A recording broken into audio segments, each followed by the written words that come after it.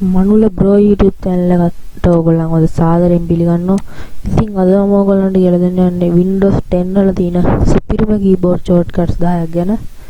ඉතින් අපි දැන් වැඩි කතා නොකර ඒ keyboard shortcuts 10 ගැන හොඳට අවධානය යොමු කරගෙන බලාගෙන ඉමු.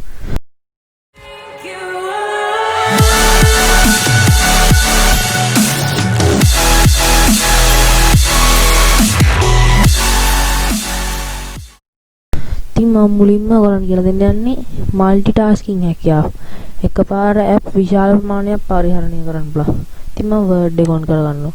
Recycle bin එක on කරගන්නවා. PowerPoint එක on කරගන්නවා.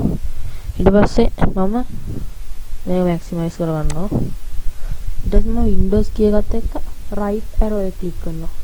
ඊට පස්සේ ඔයගොල්ලන්ට පේනවා මේ විදියට screen එකේ තිබ්බ app එක right වලට එයිලා අනිත් app ටික මෙහෙම ආවා. ඊට පස්සේ මම Windows key එකත් එක්ක left arrow click කරලා මම මේ ඔක්කොම ටික maximize කරගෙන ඉන්න ඕනේ ආයි left arrow click කරොත් Windows එකත් එක්ක මේක left වලට යනවා.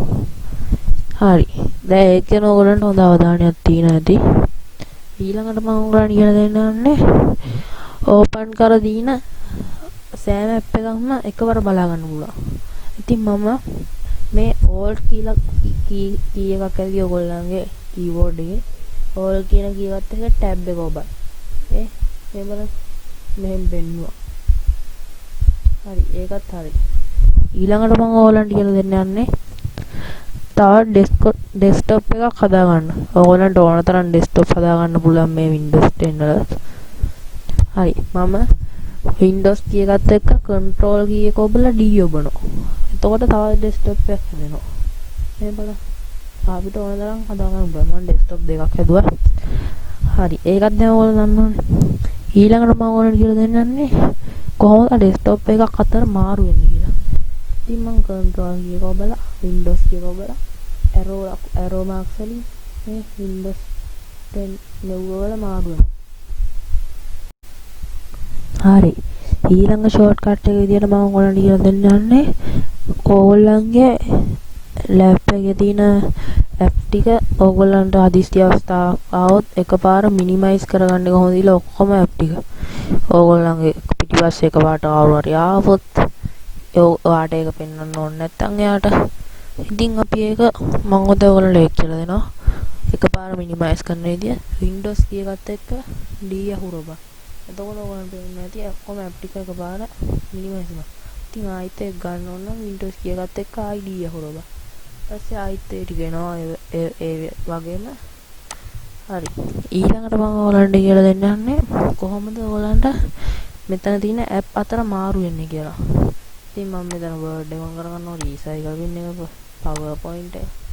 ඉතින් මම Windows key එකත් එක්ක 2 එබුවොත් Word එක දානවා. 4 එබුවොත් PowerPoint වලට දානවා. 3 එබුවොත් Recycle bin එකට දානවා. ඒ වගේ ඔයගොල්ලන්ට Windows key එක ඔබාගෙන අංක ඔබලා මේ යට තියෙන app වලට එක මාරු වෙන්න පුළුවන්. ඊළඟට මම කියලා දෙන්න යන්නේ ඔයගොල්ලන්ගේ කම්පියුටර් හදිස්සි අවස්ථාවකදී මේ ඔයගොල්ලන්ගේ ඊපස්සෙන් කවුරු හරි ආවා. ඒ වෙලාවක ඔයගොල්ලන්ට එක පාට ඔයගොල්ලන්ගේ ලැප් එක ස්ලීප් කරගන්න පුළුවන්. ඉතින් මම ඔයගොල්ලන්ට ඒකත් කියලා දෙනවා. Windows key එකත් එක්ක L අකුර ඔබවම ඔයගොල්ලන්ගේ ලැප් එක ඔටෝම ස්ලීප් වෙනවා. ඊට පස්සේ මම දැන් ඒක ආයි ලොක් කරලා ගන්න ඕනේ.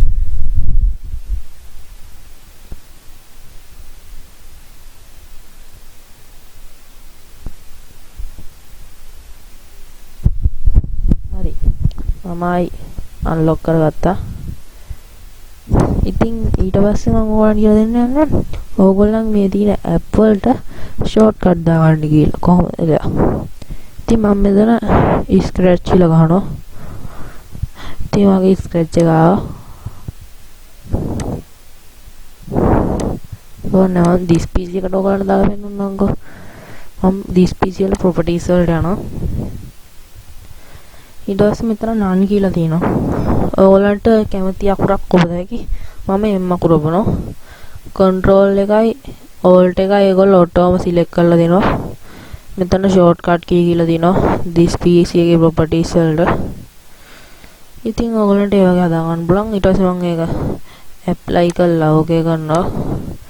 ඊට පස්සේ මම ඕගොල්ලන්ට ෂෝට්කට් කී එක ඔබලා දාන ඕගොල්ලන්ට ඒක පෙන්වන්න ගන්න විදිය.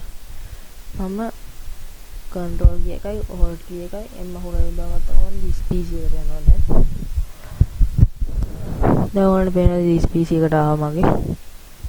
ඊළඟට මම ඕගොල්ලන්ට කියලා දෙන්නේ කොහොමද ඕගොල්ලන්ගේ ෆෝල්ඩර් එක ඇතුලේ ෂෝට්කට් එකකින් ෆෝල්ඩර් එකක් ඕපන් කරගන්න කියලා. හරි මම මෙතන ඕගොල්ලන්ට ඕපන් කරලා වෙනනම් ෆෝල්ඩර් එක.